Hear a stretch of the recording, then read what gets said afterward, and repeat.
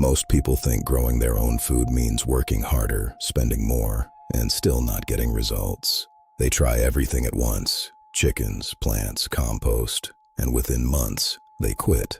But here's the truth nobody tells you. It's not about doing more. It's about building a system where plants feed animals, animals feed the soil, and the soil feeds everything back again. This is called a closed-loop system. And once you understand it, everything changes. Food prices are rising every year, and most people are trapped, buying food forever. But imagine walking outside, and your food is already there, not because you worked harder, but because your system works for you. Let's start with one of the most powerful elements of this system: rabbits.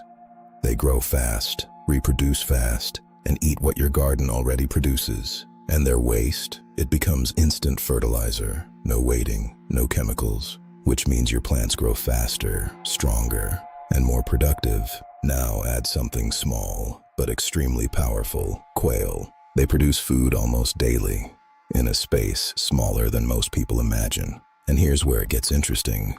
Your kitchen waste feeds them. Now imagine adding bees, not for honey alone, but for multiplication. Because bees don't just produce, they amplify everything. Even water can become food with a simple fish system. Fish feed plants, plants clean water, and the cycle continues.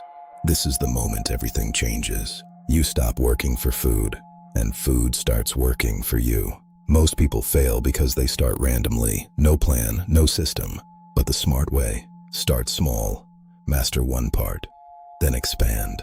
Each layer strengthens the next until everything connects. Less cost, more food, more control. And here's the best part: you don't need a big farm. You just need the right system. If you want to learn how to build your own, subscribe now. Because on this channel, I show you how to turn small space into unlimited food. Your land is enough. You just need to use it right.